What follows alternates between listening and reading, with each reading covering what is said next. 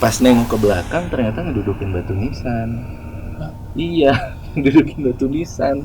Pas ditarik ternyata itu kain kafan yang masih ada coklat-coklat tanahnya gitu. Hi everyone, it's Jake right here and you're watching Jejak Misteri.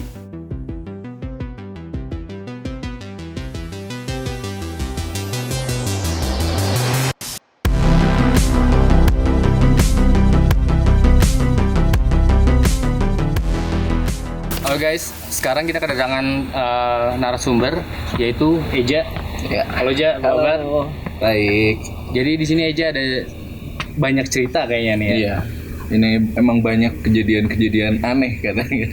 Oke, sebelum kita kesana nih ya, lu sibuk apa sih?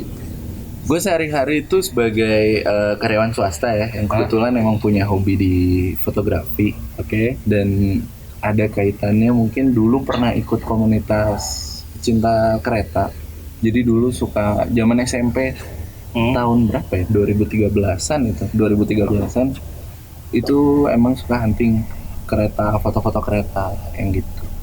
Oke, sempat masuk komunitas. Sempat masuk dulu. Oke. Gitu.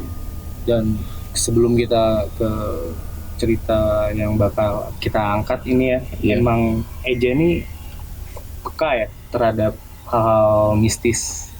Sebenarnya kalau dibilang peka enggak juga, tapi kadang suka tiba-tiba lihat aja. Jadi kalau ngerasa misalnya kayak mungkin kan ada orang yang wah ini ada nih. Enggak, gue tuh enggak gitu. Tapi tiba-tiba kadang lagi ngelamun atau lagi di tempat apa mengalami hal itu gitu. Oke, kalau untuk hal atau kejadian aneh yang berbau mistis yang pertama kali lu alamin tuh Pertama cerita nggak kali banget itu jadi gini, dulu sebelumnya itu gue tuh yang skeptis banget sama hal pergaiban. Skeptis ada. Jadi salah satu hobi gue tuh touring. Touring itu sampai ke Jawa Tengah, Jawa Timur pernah lah nyentuh dikit. Tapi ya kita tahu lah ya Jawa Tengah mungkin kan aura mistisnya lumayan kuat. Jadi waktu itu pernah ada kejadian gue tuh harus ke Kebumen, posisi itu lagi di Wonosobo. Jadi dari Wonosobo itu harusnya jalan ke Kebumen tuh jam 4 sore niatnya. Jam 4 sore, tapi kok tiba-tiba ketiduran.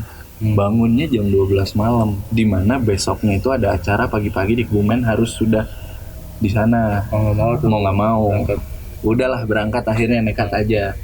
Ada jalan yang menghubungkan kedua kota itu yang emang ngekat sampai sekitar 20 kiloan.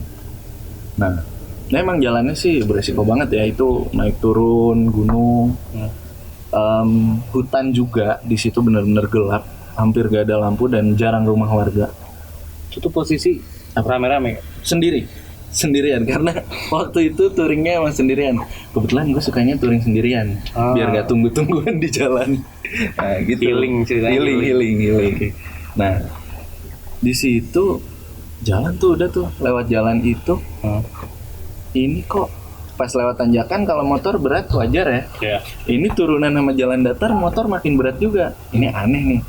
Kenapa gitu? Akhirnya berhenti karena masih saking positive thinkingnya. Jadi gue kalau touring tuh bang bawa tools kan, ngecek ban.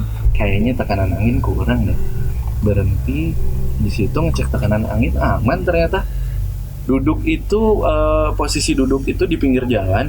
Dan itu tuh gue kira itu adalah batu meteran jalan, yang dimana setelah gue menyadari, setelah beberapa menit itu sempat udah ngopi dulu, ngerokok dulu. Pas nengok ke belakang ternyata ngedudukin batu nisan. Iya, ngedudukin batu nisan. Serius? Anehnya itu batu nisannya juga kok di pinggir jalan gitu ya. Nah, duduk, habisin rokok dulu, jalan lagi akhirnya. Itu benar-benar gak ada lampu di tengah hutan. Jalan lagi, kok lama-lama belokannya sama terus. Belokannya hafal lama-lama, terus motor berasa semakin berat, benar-benar semakin berat. Cuman di situ masih mencoba untuk positive thinking lah ya, setelah belok-belok yang sama terus udah mulai makin larut malam juga, dan di situ berhenti lagi. Itu udah niatnya apa nih, motor gue bongkar aja apa ya, soalnya kenapa nih berat banget gitu. Pas nyalain flash HP itu nge-shot ke arah asroda motor belakang, itu pas dilihat loh kok ada kain nyangkut, ini kali yang bikin berat. Pas ditarik ternyata itu kain kafan yang masih ada coklat tanahnya gitu. Anjir, kok kain kafan yang bentuknya kayak tali lah, dia udah ya panjangnya kurang lebih segini. Di situ udah posisi emosi, ini nggak nyampe lagi kan, gue bakar lah kain kafan. Saking emosinya gue bakar, duduk lagi, nyalain rokok lagi, nunggu habis. Begitu nengok ke belakang, itu batu nisannya sama yang sebelumnya gue dudukin. Pergantian. Iya, kok sama gitu. Muter-muter aja itu berarti. Kayaknya berarti itu muter-muter. Akhirnya jalan lagi sampai Kebumen itu, orang-orang udah pada berangkat ke masjid, mikir orang mau tahajud kali ya gitu. Soalnya kan masih jam-jam segitu. Itu masih tengah malam. Dikira masih tengah malam. Begitu lihat jam, jadi di speedometer motor gue tuh ada jam. Sombong nih. Udah jam. Banyak yang ada jamnya. Itu loh kok 4:30 pagi. Padahal kalau lewat jalan itu harusnya gak sampai sejam, bisa ya sejam lebih lah, let's say lah, sejam lebih nyampe harusnya. Kok ini 4:30 pagi? Dan di situ gue nggak berasa kalau itu udah perjalanan 4 jam. Rasanya kayak ya cuma sejam aja, cuma kok nggak nyampe. Itu masalahnya. Kalau kondisi normal, kalau udah lewatin belok-belokan itu bakal ketemu rumah warga, nggak jauh lah ya, bukan nggak jauh ya, sekitar 20-30 kilo ketemu rumah warga. Ini nggak ketemu. Dan pas kejadian itu gue nggak ada kepikiran namanya lihat jam itu, buka HP pun nggak kepikiran. Dan ternyata setelah sampai di Kebumen kayak anjir, berarti tadi diputer-puterin kayak gitu kan. Jadi setelah lu bakar tadi tuh si biang penyebabnya si biang penyebabnya itu aman setelah itu. Aman nyampe keluar dari belok-belokan sialan itu. Langsung nyampe udah. Oke. Jadi itu kalau misalkan kasusnya nih, Dan dia tuh tertarik atau padahal lu nggak ada niat apa-apa kan? Maksudnya nggak ada niat buruk atau gimana, tapi bisa dikerjain gini. Jadi memang sengaja itu daerah hutan ya. Daerah hutan, benar. Hutan, jadi nggak tahu ya, sebelumnya memang di sana banyak kejadian yang kecelakaan atau apa gitu. Kalau lihat dari kontur jalannya kayak gitu, pasti pernah ada kecelakaan sih. Memang jalannya itu belok-belok. Iya. Kalau malam itu sebenarnya kalau kita lewat situ malam itu benar-benar gak ada lampu, jadi cuma ngandelin lampu motor, di mana itu mungkin aja orang bisa kekecoh kan, mungkin nggak lihat. Jadi ini posisi jalannya tuh ada jalan yang kanannya jurang, kirinya tebing, ada yang kanannya hutan pohon-pohon, kirinya tuh udah kosong aja gitu, nggak ada apa-apa, rumput-rumput kayak gitu. Ada jurang juga mau. Ada beberapa tempat yang ada jurangnya di situ. Karena itu kan dari dataran tinggi ke dataran rendah soalnya. Ada. Dan memang alhamdulillah ya pikirannya lagi positif. Iya. Jadi berusaha positif. Coba kalau di saat saya pas lihat ada itu langsung berpikir negatif, gatel. Iya. Kedepannya kayak gimana? Iya ya, benar. Bisa jadi hilang berhari-hari kali ya. Berarti itu emang usil aja ya. Langsung aja. Ngeri juga sih. Epic ya. Oke, kita lari ke cerita yang mau Eza angkat nih. Sebelumnya kan Eza ngontek katanya ada cerita yang mengesankan mengenai kereta api. Yes. Nah, itu gimana tuh? Jadi ini sebenarnya kejadiannya kejadian beneran lihat ya, emang bukan, belum ada kaitannya mistisnya gitu. Jadi di situ waktu dulu zaman SMP kurang lebih sekitar tahun 2012 2013-an itu lagi hunting foto kereta. Sama kejadiannya di daerah Jawa Tengah juga. Daerah Jawa Tengah. Lagi hunting itu emang itu spotnya bagus ya buat foto kereta. Jadi itu memang belokan panjang, terus ada jembatan. Setelah jembatan itu lurus dari jembatan, ini sebelah sini rumah warga, sebelah ini rumah warga, dan di antara rel itu rumput aja gitu, kosong. Jadi enak buat foto-foto di situ. Nah, jalan itu sebelumnya itu memang ada jalan yang untuk rel itu misahin dua kampung. Artinya banyak orang nyebrang situ kan. Sebelumnya ada jalan di situ yang jalannya longsor karena itu yang jembatan kereta itu bawahnya sungai kan. Nah, si sungai itu bikin jalan aslinya longsor. Jadi orang tuh banyaknya nyebrang rel kereta. Gitu. Waktu itu lagi hunting foto kereta. Kurang lebih kejadiannya jam 12:30 lah, siang. Di situ jam 12:30 siang kejadiannya tuh kurang lebih 12:30.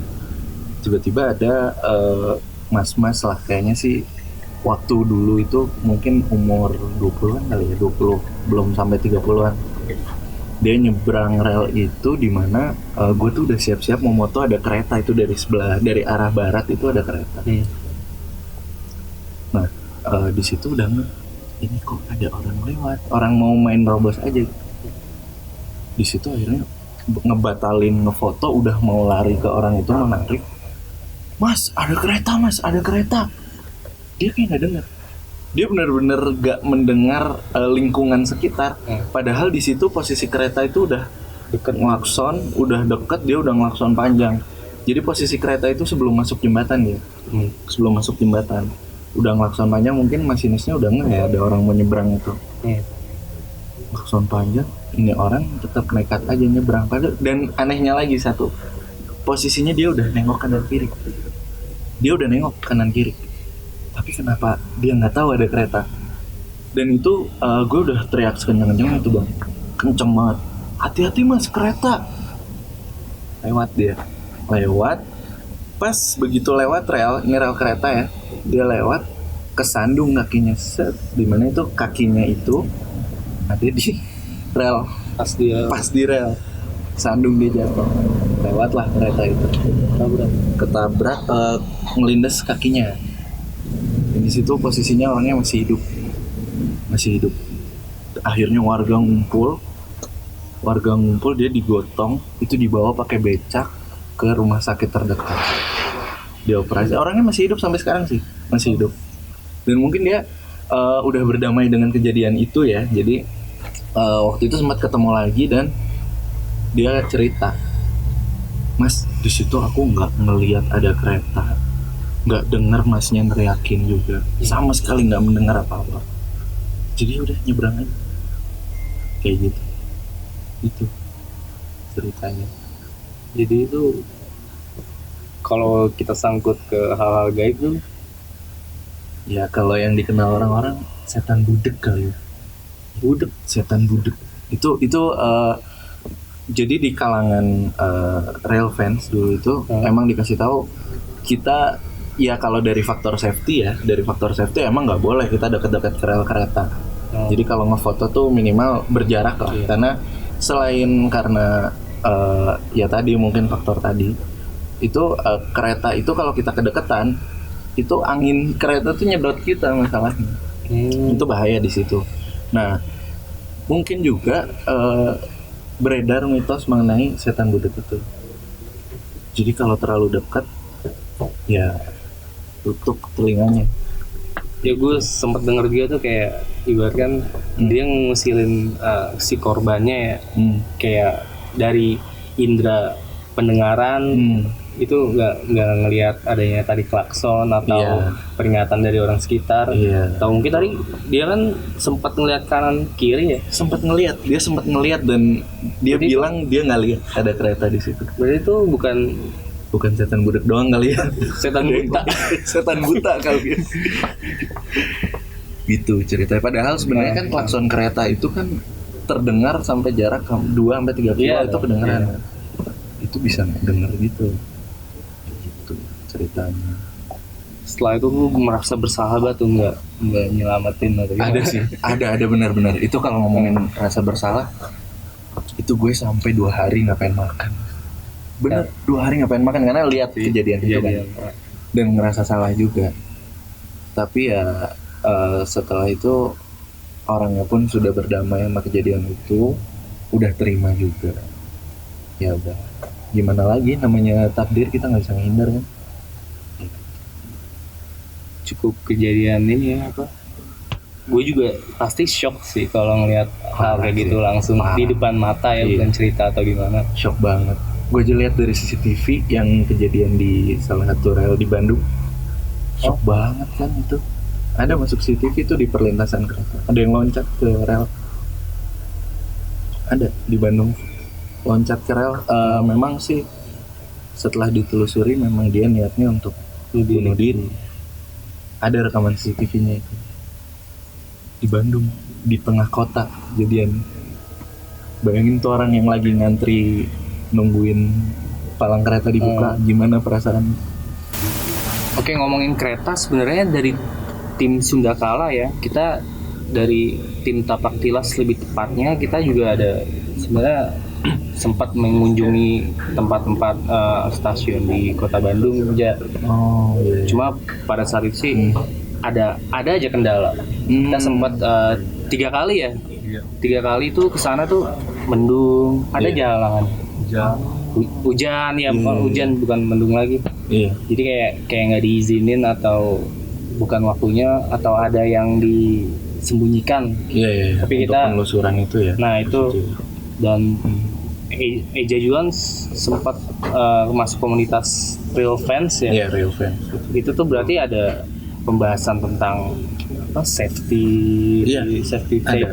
untuk Ada. Memang ada. Apalagi kalau di daerah-daerah itu kereta itu mulai kecepatan lumayan kencang di situ. Spot-spotnya nih. Spot-spot kencang itu. Karena Bandung itu kan dia udah double track. Artinya double track itu kereta bisa langsung aja gitu. Apalagi ada kereta yang kereta-kereta kelas eksekutif yang emang berhentinya di stasiun-stasiun tertentu. Oke. Akhirnya mungkin misal dia berangkat dari Bandung nih, dia baru berhenti lagi di stasiun Cipendei, Garut. Artinya dari Bandung menuju ke sebelum masuk daerah Cicalengka, karena Cicalengka itu udah belok-belok ya. Itu dia kenceng tuh. Makanya di situ lumayan berbahaya juga tuh daerah-daerah itu. Oke, kita kan ngomongin tadi bahas kereta ya. Iya. Kita tahu lah yang namanya celaka atau kecelakaan yang di kereta itu pasti fatal atau serius banget kan. Fatal. Dan ngeri lah. Ngeri pasti, apalagi karena kereta itu bobotnya, lokomotifnya aja nih kepalanya itu 88 ton. Tambah gerbongnya itu sekitar 10-15 ton. Gerbong itu kereta paling dikit kalau kereta umum ya. Itu 6 gerbong bawahnya. Bisa 6-12 ya. Ya kalau yang 6 itu artinya dikaliin ya. Misal buletin aja di 10 ton, 60 tambah 80 udah sekitar 140 ton. Belum lagi kalau kita nih badan manusia kayak gini, betapa lembeknya ini dibanding besi baja itu. Dan di depan kereta itu biasanya kalau orang, ya mohon maaf ya, kalau orang kena itu otomatis kena di bagian depan kereta ada namanya coupler. Coupler itu yang buat nyambung antar gerbong, antar lokomotif. Itu aja bahannya udah besi baja, beratnya bisa ratusan kilo. Kena tuh. Udah gitu depan kereta ada bempernya. Bempernya itu rendah, hampir nempel ke rel. Dar kena coupler, orang masuk ke kolong kelibas dulu tuh sama coupler. Kelibas bemper. Habis bemper, rodanya lokomotif rata-rata di Indonesia tuh ada 12, 3 depan 3 belakang, kelindes tuh 3. Habis itu gerbong. Belum lagi di bawah-bawahnya itu ada kayak fuel tanknya, tangki dieselnya. Terus kalau beberapa kereta tuh ada yang AC gendong, AC-nya di bawah. Kalau kena itu hantam. Udah deh. Ya, makanya keep safety guys. Itu juga pentingnya kita baca doa dulu ya. Nah, itu sih paling penting sih. Itu karena sesafety-safety-nya kita juga, kita nggak tahu namanya peristiwa. Mungkin ada orang mabok nabrak kita dari belakang, bisa atau jadi ada tadi yang diganggu penglihatan atau indranya hilang tiba-tiba gitu ya. Itu makanya sih pentingnya teman-teman buat lebih jangan lupa lah berdoa untuk keluar rumah, berpergian kemana-mana. Dan bicara soal spot kereta kan pasti banyak ini ya kayak urban atau cerita-cerita urban legendnya. Ya. Kebetulan dari tim Sunda Kala kita juga berhasil atau mencoba untuk mengilustrasikan atau memvisualisasikan kejadian atau lebih ke sosok sih. Ada sosok beberapa sosok yang sudah kita tangkap di daerah tadi di Sasak Saat. Pada larang. Jadi ini beberapa sosok yang ada di area yang tadi diceritain. Saya sih nangkepnya ada 2 sosok. Yang satu Menir ini dia kayak ngawasin pembangunan kereta gitu, pembangunan rel. Jadi kayak mandor gitulah gitu. Jadi dia ngawasin gitu. Dan sosoknya juga kayak kejam gitulah gitu. Terus sosok yang satunya lagi tuh yang usil. Jadi kalau ada orang yang ibaratnya ngelamun kali ya? Ngelamun atau mungkin lagi di pinggir rel gitu, atau nyebrang. Dia tuh kesempatan gitu nyari buat nutupin telinga, atau kadang nggak dengar, atau dia hilang konsentrasi gitu kayak gitu. Ini berarti mandor ini memang dengan pakaian kolonialnya ini kaitannya emang terowongan Sasak Saat itu dibangunnya itu tahun 1902 sampai 1903 ya. Masih zaman kolonial. Iya kayak yang sistem kerja paksa itu ya. Iya. Nah, saya lihatnya juga di situ sih. Nah, itulah mungkin warga sekitar juga pernah waktu itu hunting kereta di sana. Itu nanya ke warga sekitar, emang bilang dari terowongan Sasak Saat itu banyak kedengaran suara minta tolong, suara teriak, dan kadang juga ada suara kayak orang lagi nyangkul batu itu sering terdengar kayak gitu. Mungkin entah itu residu zaman dulu mungkin, atau bisa jadi sih. Sampai-sampai di sana ada ritual juga biasanya. Setiap tanggal 17 Agustus itu di mulut terowongan itu dikasih sesajen domba utuh. Itu buat ritual keselamatan yang mungkin kepercayaan sampai sekarang masih ada. Domba utuh tuh domba utuh yang udah disembelih itu dijadiin sesajen di mulut terowongan biasanya kayak gitu. Oke Ja, thank you banget ya sudah berbagi dengan senang hati. Oke. Semoga buat penonton dari Sunda Kala ada poin atau pembelajaran yang bisa kalian tangkap, seperti jangan lupa kalian berdoa sebelum keluar rumah atau bepergian. Dan buat kalian yang mau cek sosmednya Eja, bisa cek di @fahreza_aisyah. Dan buat penonton Sunda Kala yang punya cerita atau pengen berbagi kisah seperti Eja di sini, kalian bisa kontak kami aja langsung DM di Instagram kita di @sundakala.tv. Oke guys, thank you buat kalian sudah nonton. See you in the next episode. Bye bye.